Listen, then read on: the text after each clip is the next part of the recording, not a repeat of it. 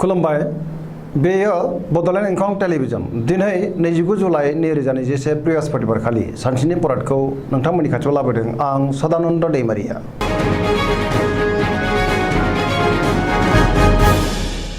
सिगां फरायनो लादों मेष राशि गिबि हांखो अ ल। दिनैनि साना जोबोर मोजां जायखि खामानि मावा मानो दिनै मोजाङैनो मावफुंनो हागोन आरो जेरावबो जाफुंसारगोन। गोसोखौ दिनै जोबोर गोजोननाय मोनगोन देहायाबो मोजाङै थागोन। बहानिफ्रायबा मोजां खौरां फैनो हागौ। रांखावरियाव जोबोर मोजां होनजायो। मोननो गोनांखौ दिनै मोननो हागोन। आरजिनाय धोनखौ दोनथुमनो हागोन। आयआ बांगोन।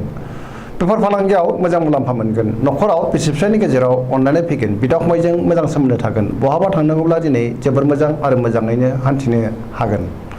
गुबुननि गोसोखौ दिनै गोरलैयैनो बोनो हागोन। समाजाव मान मोनगोन। मावनो लानाय खामानिफोरखौ थि समावनो मावफुंनो हागोन। सिगांनि बबेबा आद्रा खामानिखौबो दिनै मावफुंनो हागोन। जायखि खामानियाव आखाइ होआ मानो दिनै मोजाङैनो मावफुंनो हागोन आरो जाफुंसारगोन। लाइमोनफोरा गोसोखौ दिनै जोबोर रमान्टिक मोनगोन आरो गावबा गावनि गोसोनि साननायखौ फोरमायलायनोबो हागोन। फरायसाफ्रा फरायनायाव गोसो दुंखांगोन आरो मोजां फिथाइ मोनगोन। पजिटिभ एनार्जिनि गोहोम गोग्लैगोन। सरासनस्रायै दिनै साना जोबोर मोजां आरो मोजाङैनो बारग'लांगोन।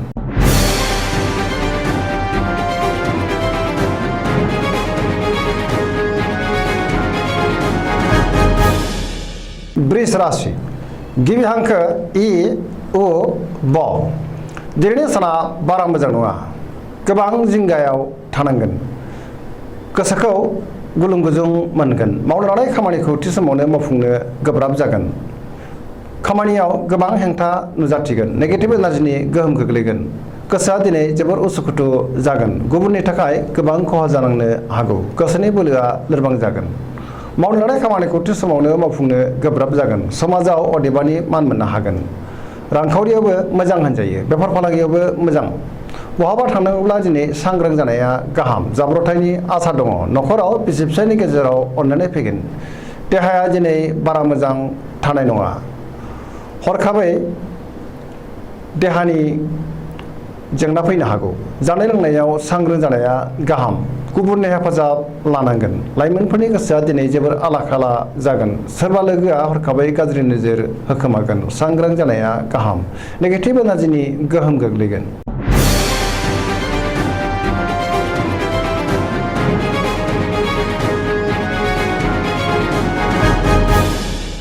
मिथुन राशि गिबि हांखो क स। दिनैनि साना जोबोर मोजां। गोसोखौ दिनै जोबोर गोजोननाय मोनगोन। देहाया मोजाङै थागोन। अब्लाबो जानाय लोंनायाव सांग्रां जानाया गाहाम। रांखावरियाव जोबोर मोजां होनजायो। मोननो गोनांखौ दिनै मोननो हागोन। बेफार फालांगियाव जोबोर मोजां मुलाम्फा मोनगोन। गोसोनि बोलोआ बांगोन। पजिटिभ एनार्जिनि गोहोम गोग्लैगोन। बयनिबो गोसोखौ दिनै जै खालामनो हागोन आरो बयनिबो गोसोखौ बोनो हागोन। सोरबा गोजाम लोगोजों बहाबा लोगो मोनज्लायनो हागौ। न'खराव बिसि फिसायनि गेजेराव अनलायनाय फैगोन। बिमा बिफानि अननाय आरो बोरखौ मोनगोन। समाजाव मान मोनगोन। गोसोनि बोलोआ बांगोन। पजिटिभ एनार्जिनि गोहोम गोग्लैगोन। मावनो लानाय खामानिखौ थि समावनो आरो गोरलैयैनो मावफुंनो हागोन। लाइमोनफोरनि गोसोआ दिनै जोबोर रमान्टिक जागोन आरो गोसोनि साननायखौ फोरमायलायनोबो हागोन। फरायसाफ्रा फरायनायाव गोसो दुंखांगोन आरो मोजां फिथाइ मोनगोन।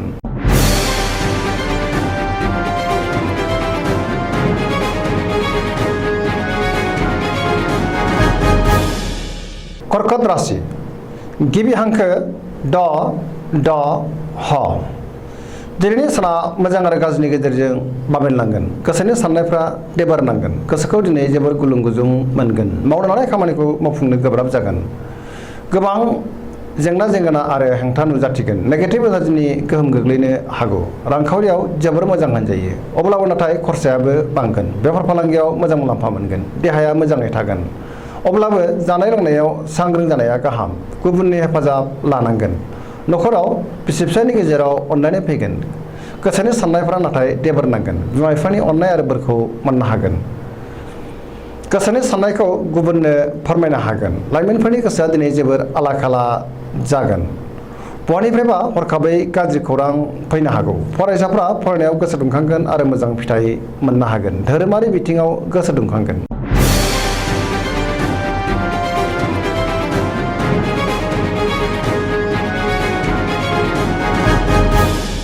सिंह राशि गिबि हांखो म ट।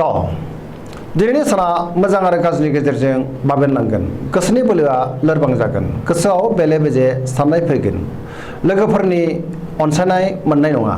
मावनो लानाय खामानिखौ थि समाव मावफुंनो गोब्राब जागोन।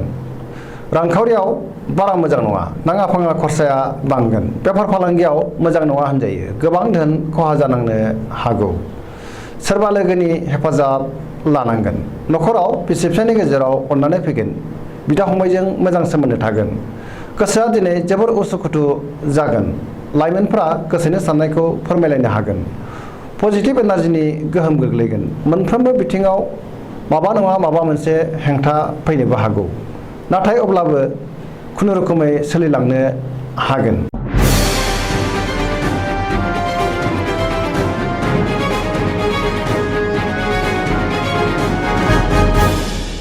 कन्या राशि गिबि हांखो प ट।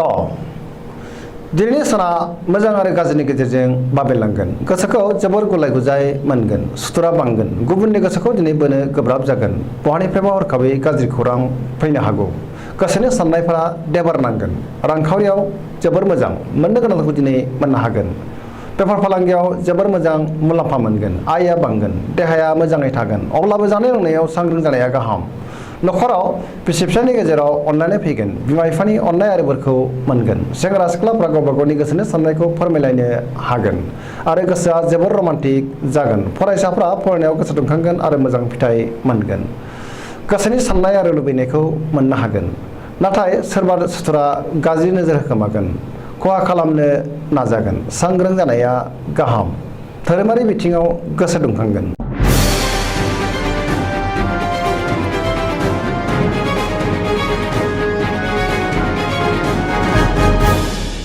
तुला राशि गिबि हांखो र ट। दिनैनि साना जोबोर मोजां। गोसोखौ दिनै जोबोर गोजोननाय मोनगोन। गोसोआ जोबोर रमान्टिक जागोन। गोसोनि बोलोआ बांगोन। गोबां धोन मोननो हागोन। गोसोनि साननायफोरा मोगथाङाव जाफुंगोन। मावनो लानाय खामानिखौ थि समावनो आरो गोरलैयैनो मावफुंनो हागोन। देहाया मोजाङै थागोन। रांखावरियाव जोबोर मोजां होनजायो। मोननो गोनांखौ दिनै मोननो हागोन।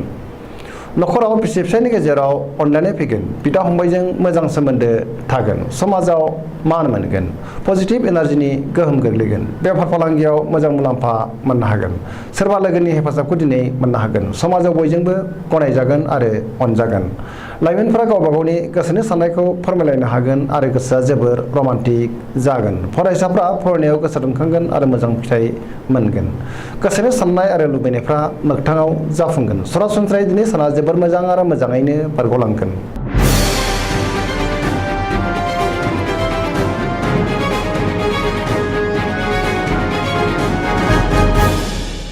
वृश्चिक राशि गिबि हांखो न स।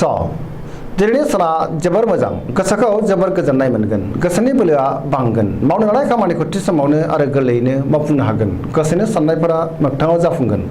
पजिटिभ एनार्जिनि गोहोम गोग्लैगोन। समाजाव मान मोनगोन। न'खराव बिसि फिसायनि गेजेराव अनलायनाय फैगोन। रांखावरियाव दिनै जोबोर मोजां होनजायो।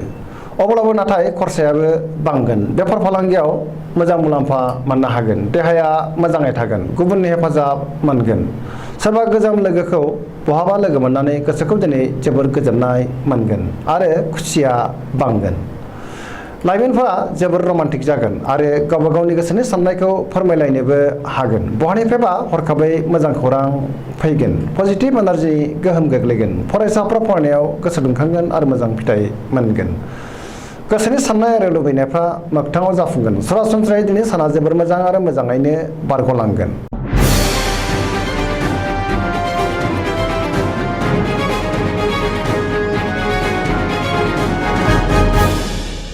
धनु राशि गिबि हांखो ध फ भ।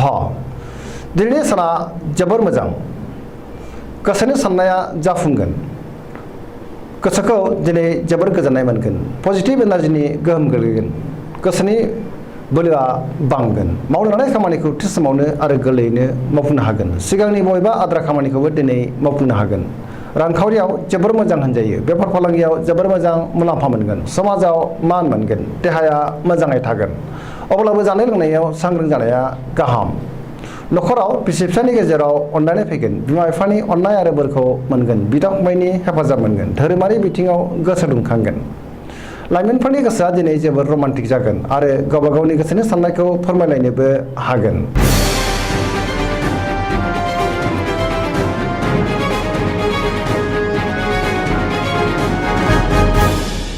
मकर राशि गिबि हांखो ख ज। दिनैनि साना मोजां आरो गाज्रिनि गेजेरजों बाबेलनांगोन। गोसोनि साननायफ्रा देबारनांगोन, गोसोनि बोलोआ लोरबां जागोन, गोसोखौ जोबोर उसुखुथु मोनगोन, नेगेटिभ एनार्जिनि गोहोम गोलैगोन। रांखावरियाव जोबोर मोजां, नाथाय खरसायाबो बांगोन। मोननो गोनांखौ दिनै मोननो हागोन। बेफार फालांगियाव मोजां मुलाम्फा मोनगोन, देहाया मोजाङै थागोन, अब्लाबो जानाय लोंनायाव सांग्रां जानाया गाहाम। सोरबा लोगोआ गाज्रि नोजोर होखोमागोन, सांग्रां जानायनि गोनांथि दङ। न'खराव अनलायनाय फैगोन, बिदा फंबायनि हेफाजाबखौ मोननो हागोन। लाइमोनफोरा जोबोर मोजां खौरां मोनगोन आरो खुसिनि रादाब फैनो हागौ। फरायसाफोरा फरायनायाव गोसो दुंखांगोन आरो मोजां फिथाइ मोनगोन।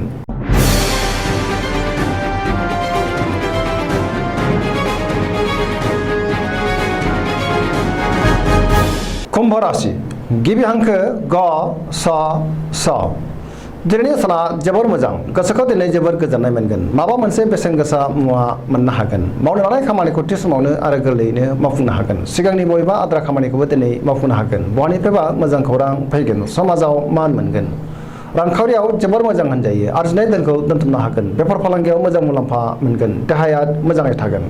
न'खराव अनलायनाय फैगोन, लाइमोनफोरनि गोसोआ दिनै जोबोर रमान्टिक जागोन आरो गोसोनि साननायखौ फोरमायनो हागोन। गोसोनि साननाय आरो लुबैनायफ्रा मोगथाङाव जाफुंगोन।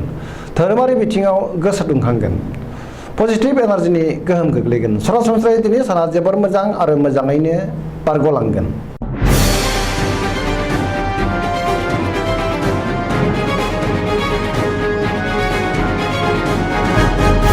मीन राशि गिबि हांखो ड स।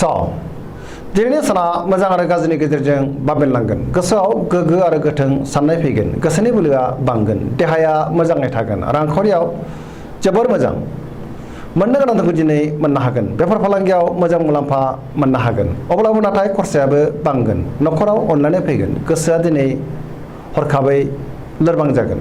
गुबुनजों मानिबा जाहोनाव बेले बेजे साननाय फैगोन आरो गोरोबलायनाय नङा, एना एनि फैनो हागौ। अब्लाबो नाथाय पजिटिभ एनार्जिनि गोहोमा गोग्लैगोन। फरायसाफ्रा फरायनायाव मोजां फिथाइ मोननो हागोन। गुबुननि अनसायनायखौ दिनै मोननाय नङा। अब्लाबो नाथाय दिनै साना जोबोर मोजां आरो मोजाङैनो बारग'लांगोन।